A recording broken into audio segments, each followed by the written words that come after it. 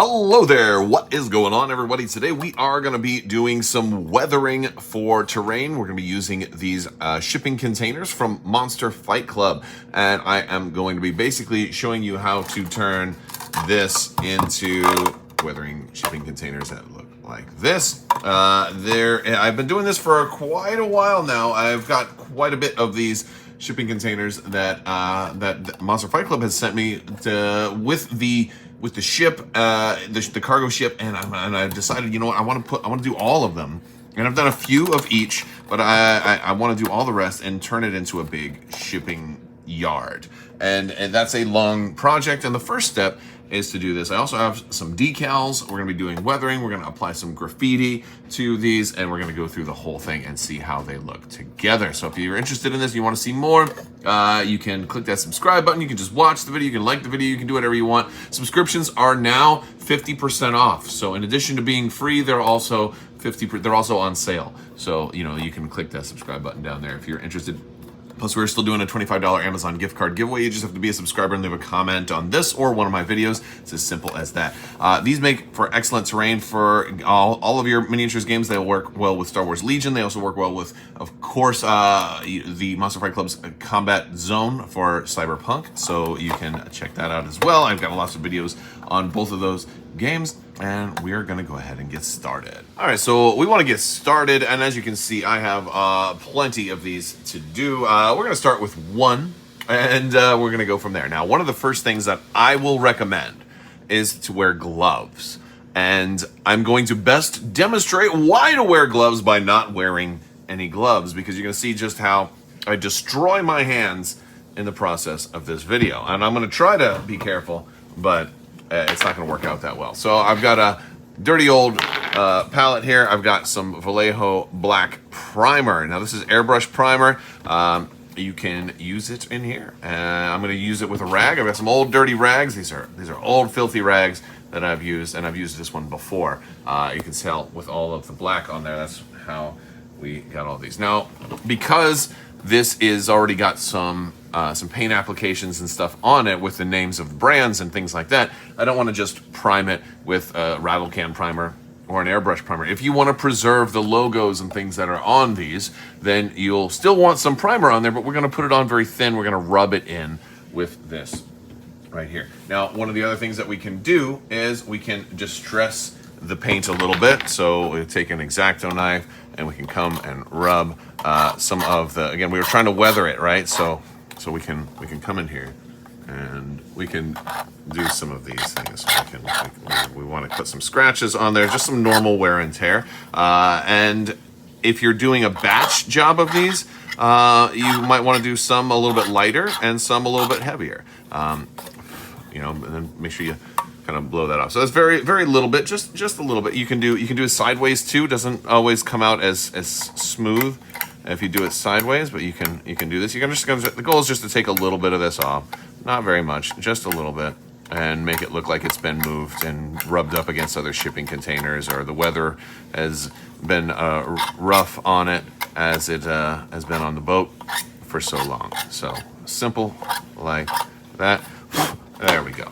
And so we put a little bit of distressing on that. We didn't do too much on this one. You can do a lot more on certain other ones. You can take larger chunks of paint off. That's the general idea.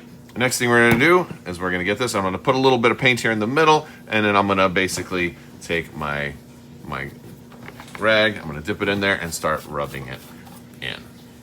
All right, so we've got that. We're going to go ahead and I like to try to use 2 fingers most of the time. And we'll put it on. We'll put a little bit thicker in the corners, get some on the top. Obviously, this is going to go on a little way thicker than I want. I don't always want it quite that thick, but this is the first one. And so we're going to rub a lot of that excess off. We want to be able to still see this through there. And since we have all of these grooves, it allows us to kind of then, I take one finger and sort of push through.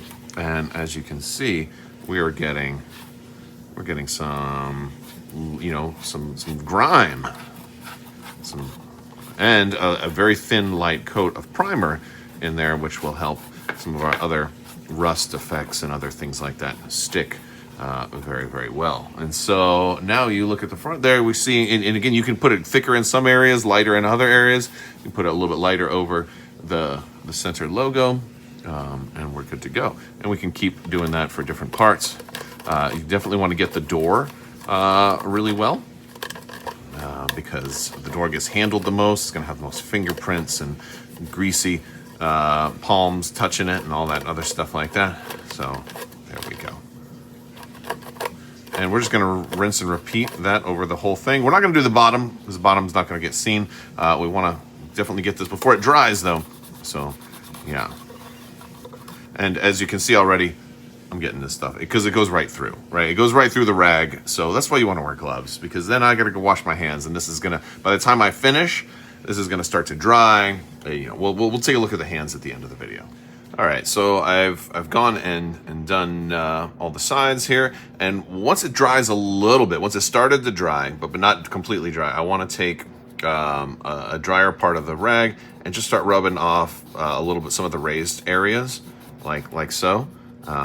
And this kind of adds a little bit more, contrast, a little more depth, and there we go. So now, you know, our raised parts are a little more visible, and the grime sinks down into the cracks a little bit more. And so I want to kind of do that on these. And again, you can control how much you want to do it and how little, but I don't want like the top to have all of the grime on there, because most, you know, that's kind of how it works. We don't want all of the weathering on the raised surfaces. We want those to be the brightest. So we can do that. The more you let it dry, the harder it is going to be to come off. And so sometimes that can allow for some more realistic and varying patterns on them, because you don't want them all to look the same. You definitely want some differences. So there we go. All right, so now we want to start adding some of the rust and weathering colors. And what I typically do is I'll typically go with like a brown rust first, and then a little bit of like silver for some of the metallics on top. A little bit more on the brown rust, a little bit less on the silver. And this is kind of how this sort of looks. You can see I've got some bits of kind of brown rust and then some bits of metallic on here. Now for the red, because we are looking at red, sometimes the brown rust doesn't always show up. So this is one that I've done previously. You can barely make that out. So we've got some different types of colors. You can go with like a darker black red. You can go with more of a lighter brown. For this one, I think I'm going to go with Vallejo Flat Earth, which I think should stand out fairly well against the current recessed or distressed sort of parts of red here. And then for silver, my go-to silver is going to be Vallejo Silver Model Air. Their airbrush silver actually has amazing coverage, and it's ultra bright, so it really stands out, but we're going to use it very, very sparingly. As far as our tools, I got some old foam here, so I'd rip off a piece of foam, and I'm going to use this to do kind of splatches. And splatches isn't a word. Splotch, I think, is a word. Splatches isn't exactly a word, but that's the word that we're using today. Now we want to just pat it down, so I want to get this on here and pat it down so it coats in nicely on there. And I want to just do general light little things. So this is going to look like a cross between mud and rust. All right. But you see how it's got sort of a natural pattern on there. And you can, I'm going to concentrate this on the corners a little bit, but you can put it all over. You can put it in a lot of different places. And this is actually standing out pretty good against the red. Of course, it'll dry a little differently, but that's one of the things I like about Vallejo paints, is they have, they just have really good coverage. To me, they're a really good consistency. I don't have to thin them too much. And they're, and they have a nice kind of matte quality to them. They're not too shiny. So that's, and I'll put a little in the middle there for that one. All right. So there we go. And we've got that sort of all over. Once we got it, once you get it to where it's enough, you get kind of what you wanted from there. We can then follow up with a little bit of silver, but we're going to do this one even more sparingly. All right, well, now we put a little bit of the Vallejo silver in there. I'm going to use a different part of this one, or you can use a different sponge if you have to. And I put this down light, and I'm hitting it in like a drier area, so I have just a little bit on there. And as you can see, we're just going to I'm just going to hit that a little bit. All right, we want to hit the corners, we want to hit those metal places where the metal makes contact with other shipping crates. All right, so I want to hit the corners. You could also dry brush as well, but I wanted natural, kind of a more of a natural pattern on here. I think a dry brush would be a little bit more smooth and consistent, like as if this was machined deliberately to look this way, and I want this one to be more of a decay. And I put a little bit in the middle there too. There we go. Oh, and then I got a little extra black on there, so I'm just gonna wipe that off. And since my fingers are already dirty, there we go. So I'll probably want to use a separate sponge. Or, you know what it is I have some of the black primer still in there, so maybe use a different palette. There we go. But yeah, we're just gonna go all the way around. Gonna get pieces, so you can get certain parts a little heavier, like maybe I'll get the top a little heavier on this one. Yeah, but that's basically how we're doing it. Now the last part is I'm going to take some of this silver, and I want to actually hit the door handles and these poles here, because these should stand out a little bit more because the poles are more metallic. So I want to get these end pieces a little bit more deliberately, and so I'm just going to do that. Now you don't have to do this. You could easily just say that your metals are corroded all equally, and you could stop right there. But I want the handles to stand out. I'm going to get the door handles right there, and sometimes it's already going to have it on there, but I just want them to be the shiniest. So, and then I'll get that little piece on the bottom. Boop, boop, boop. There you go. Yeah, and we'll do that for both sides, and do it all the way through. All right, so the next thing we're going to do is decals, and I've already done one over here. They're going to go on real easy, and they're going to look great like they're graffiti for this. And these are optional; you don't have to do this. I'm going to do it on some of them, but not all. So we'll do one today. You're going to need a little container of water. We're going to use some tweezers, and we're going to use a brush, and then some scissors, and our trusty decal sheet from Monster Fight Club. As you can see, I've already used some of these, and we can just cut some stuff out. Speaking of cutting stuff out, let's go with this keep out decal. We want to cut around here and just get the one that we want. And there it goes. It's just like so. What we're going to do is we're going to just drop it in the water for a little bit, let it get a little bit wet, and make sure we put some water on the area that we want it to be. And we can then just take this, and I'm going to put it up on there, and I'm going to use the brush to sort of just slide it down.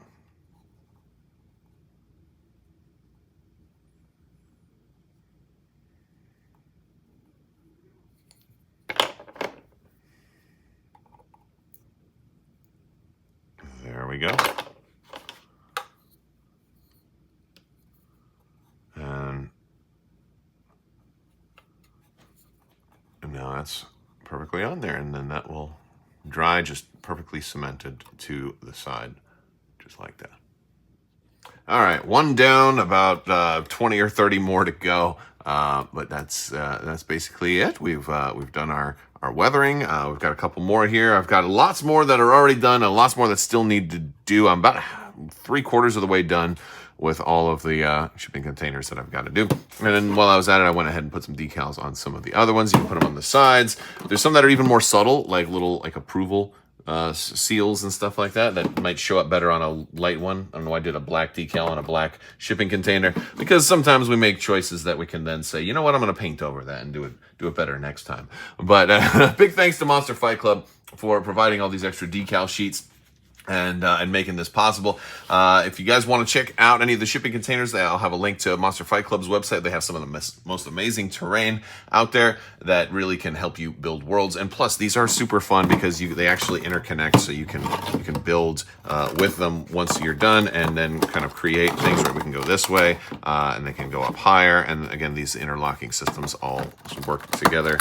And there we go. And then the doors open. and close. You can put things inside there, and there's a whole lot more that we've looked at. So again, this is just a fun way to customize them. If you want to learn more, check the links in the description below. Thank you guys so much for watching. Big thanks to my patrons. You guys are amazing and help make this whole channel possible. I will talk to you later. May the force be with you. Live long and prosper. Be excellent to each other. Party on, dudes. So say we all, and always wash your socks.